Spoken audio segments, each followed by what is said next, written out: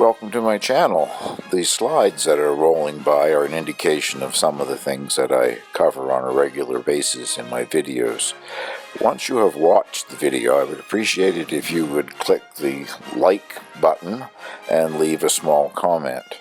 It's really a big help to the channel. The YouTube logarithm, when it sees that, promotes the channel more and will be more viewers. I would appreciate that very much. Thank you for watching. Well, to start this week's video off, a look at one at least of my winter squash. The variety is a buttercup variety, and this particular variety of buttercup is called semi-vining. I have some plants that didn't vine at all and others that have sent out one vine, but they're more compact than the original plant of these varieties, which went for miles in all directions, so you had to have a huge garden. I don't know, I haven't counted. I have a dozen plants. I know every plant's got at least one, and some have got 2 squash, so I've got more than a dozen squash here in the garden. Picked the first one to use today. I'm making what I call a shepherd's pie. Here's where I get in trouble. I get people that have very strict ideas of what a shepherd's pie is. They tell me that I'm not making, that's not a shepherd's pie, it's a cottage pie or something, but anyway, whatever. If I make it and call it a shepherd's pie, it's a shepherd's pie as far as I'm concerned. Being a vegetarian, the first layer is the vegetarian meat substitute made by Yves, Y-V-E-S, and they call it vegetarian ground round or whatever. It has the exact texture of ground beef, even the finished product. I think you could serve it to somebody and not tell them that it wasn't beef, and they wouldn't know the difference. Remembering back from when I used to eat beef, that is, anyway. So that's the first layer. The second layer in this one is going to be squash. I've already cooked it and it's prepared. It's in the refrigerator. Just has to go in the oven this evening to reheat and to brown the potato topping on it a bit. But I was surprised at how dry a squash it was, because they're still what I would call green. They're not ready. When they're fully grown, you pick them and then you dry them in the sun for a while till the top stem where it was attached to the plant, till that starts to wither and dry hard. And after you do that, you almost always get a nice dry squash. This was relatively dry, and as I said, they're green. They're not fully ripe yet, so the finished squash product had a yellow greenish tinge to it, but it has a wonderful flavor. I'm also going to show you right now some of my chilies that are starting to turn red. And there's one of those in the meat layer of the shepherd's pie. I was surprised to find red ones because I've been watching the ones on top, and they're not terribly red, but evidently some of the ones that formed earlier down below are starting to turn nicely. And that's maybe a little bit smaller than the one that I used, but not much. They're not gigantic, but some of these green ones here are still, have got quite a size to them. Chili de arbol, if I haven't said so far in this video. It's a Spanish chili, and arbol, Spanish word for tree, so it's a tree chili. They're on a very sturdy plant, almost like a shrub already, even though it just grew this year. So they don't require much support or anything, and the number of, on the 4 plants that I've got, I have no idea how many hundreds of chilies there might be, but a lot more than I can use. I plan to dry the ripe ones and then crumble them up, use them as like red pepper flakes, that sort of thing. I use a lot of that in my cooking, so, and once it's dried and sealed in a jar, it'll last for a long time. Not much left in the greenhouse to talk about. The grapes are ripening up nicely, and I keep trying them every time I'm in here. They are still not exactly what I would call sweet. I'm hoping to actually get them this year before whatever it is comes in and steals them. I've come back 2 or 3 years in a row here in the fall. That one is getting sweeter. and not a grape left. I assume it's a squirrel or some kind of a rodent, but amazing how it takes every one of them. Well, there isn't much in the greenhouse left to show you. My cucumber patch is looking a bit ratty, but it has been a wonderful producer. I've made 2 large batches of dill pickles, 3 batches of the sweet relish. I've sold about 15 pounds of them, and that's all off of 6 plants. 6 plants that produce the gherkins, and that's what I'm talking about. I have 2 other plants that produce those long seedless English cucumber type things, but the 6 gherkin plants have produced an amazing amount. Before we leave the greenhouse, this is that heirloom French melon. Squash-like. It looks like a squash, is what they say in the description, and it certainly does. It's a fair size, I guess, maybe 3/4 the size of a good-sized cantaloupe, and it's supposed to taste like a cantaloupe. I have no idea when to pick the thing. I don't want to pick it too soon, and I'm just trying to keep an eye on it, and I don't know, the vines, I suppose, eventually will start to die back anyway. There was a second one, and it was out laying on the sawdust ground here. Not that that makes any difference, but something attacked it, something with teeth. Half of it was chewed away. I don't know, mole, vole, mice, something got to that, but they didn't bother the one that's sitting on the soil there, at least not so far. I pulled my onions, Rosa di Milano, an heirloom Italian variety of red onion, supposed to be a good storage onion. Not gigantic. I don't know how big they're supposed to grow. Like that one there is probably about the biggest that I got.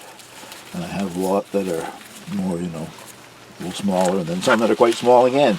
Anyway, I pulled them yesterday, and I laid them out here this is the doorstep in front of the cabin. Thinking in the sun I would leave them. I haven't done anything as far as cleaning them up at all. Just pulled them out of the ground, laid them here. That they would start their drying, and once they were dry enough I would move them inside the cabin and put them up in the loft where the garlic is curing. But it's an overcast day, and the forecast says we're going to get showers. We had a little sprinkle just a short time ago, so that's sort of anti-productive area, what I'm looking for. So I'm going to put them inside the cabin today, but I'll bring them out tomorrow. Tomorrow is supposed to be a nice sunny day. So not a lot of onions, but I'm pleased with them. I never have great luck growing onions, and I think this is probably one of my better onion harvests. So I'll put them inside and bring them out tomorrow. And after a day or two in the sun, they'll go up in the loft with the garlic. I've been using a lot of that garlic already, even though it isn't completely cured. It's delicious. I have to use it. I'm just not going to buy garlic when I've got a loft half full of it. I'm going to try my luck again and see what's in one of these tubs of potatoes. One of the larger tubs. I don't know. I think perhaps what I should do anyway is cut all the tops off the other ones. I wouldn't know blight from anything else, but they are turning yellow, and the older leaves are brown on them. It's really not contributing anything to the size of the potatoes down below. So I think what I'll do is, there's a potato right there on the surface. These are a late season variety, which I didn't realize when I planted them. I like the variety. It's called Kennebec. It's an old time variety here. That's one of my subscribers, when I was disappointed in the size of the first ones that I harvested. One of my subscribers said, well, it's a late season variety. So this is still not late season, so I don't know what to expect for size here, but it is a larger container anyway. But that might be a help or not, we'll see, I guess. We had an incredible rainstorm 10 days, 2 weeks ago. In the span of about an hour and a half, it filled to overflowing this wheelbarrow with water, while at the same time it knocked back all of the potato vines. There's a nice big earthworm. Get you out of there, buddy. Get you over with the squash.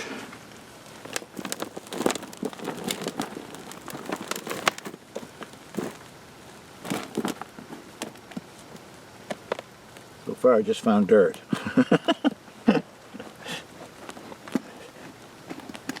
Feel something down in there. There we go. It wasn't a bad size at all, really. I know they get much larger than that.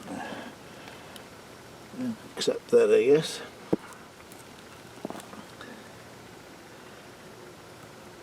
Little ones. You have to eat the little ones too. Oh, those are decent. That's all right.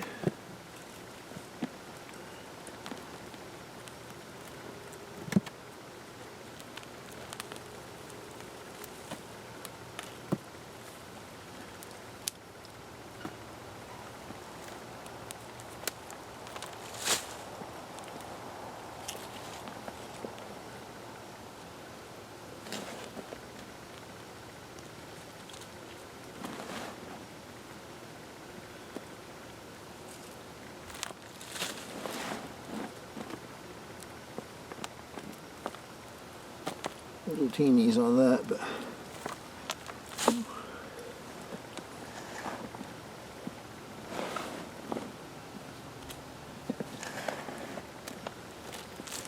I think that might be it. I will go through it again before I leave here, but they're a better size. I'm appreciating that. If the other tubs have got the same sort of thing in them, then I'll consider that a success, I guess. But I think I will cut the tops off of them before I leave here today. I don't want to take a chance that is blight and ruin the potatoes. Whoops! I will weigh these when I get back to the house, as I always say when I'm doing a potato reveal. And you will see the weight on the screen right now, or a bit earlier. I hope to get a little video clip of the 3 young chickens that were hatched out by the bantam hens earlier this summer. They are 3/4 grown at least, and one of them is a rooster, and I cannot figure out which one it is.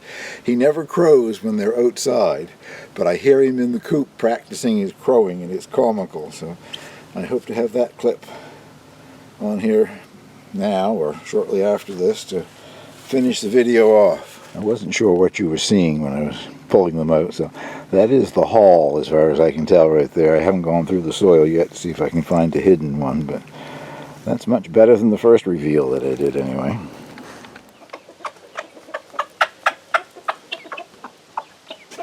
They've just been let out after being closed in all day, so everybody is quite active and quite vocal. The thing laying on the ground, the 2 sort of white objects, that's an overgrown zucchini that I split in half. So far this evening nobody's paying much attention to it, but normally they eat it right down to the skin on the outside of it. If the skin's tender enough, they eat that too. They love their zucchinis. I'm going to let a lot of this just go by without comment. Obviously, it's obvious what it is, but I do have some clips included in this of the 3 little bantams that were raised this summer, and Little Red, one of the 3 hens that hatched them out, but she has ended up being the dominant mother. Even though they're 3/4 grown or so, she's still mothering them. They sleep with her on the roost at night, and she follows them around all the time when they're outside. So when we get to those clips, I'll speak again.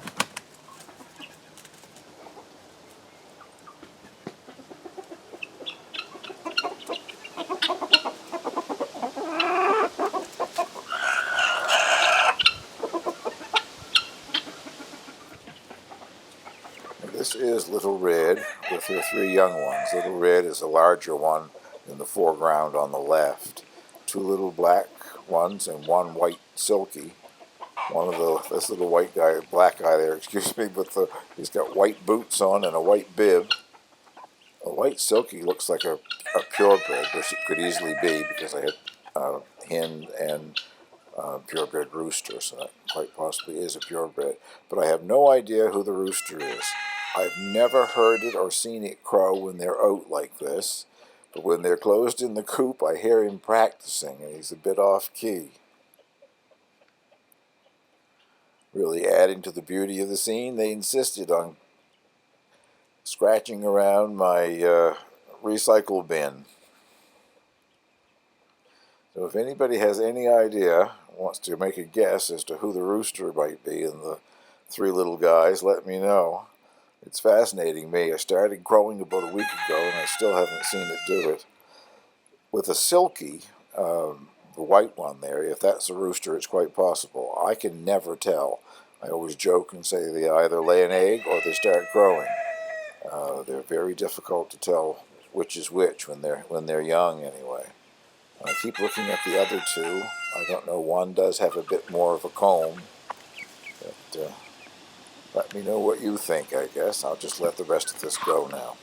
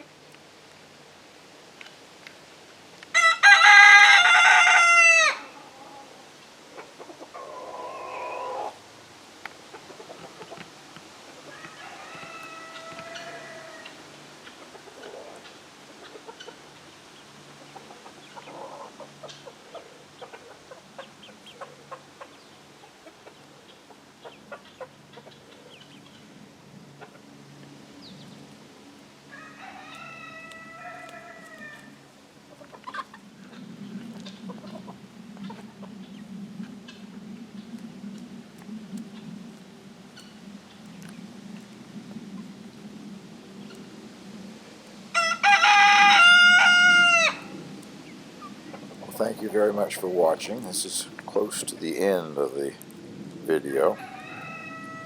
I hope you enjoyed the big potato reveal and the tour around the garden as well as the chickens. Let me know if you think one of these is a rooster. Thank you.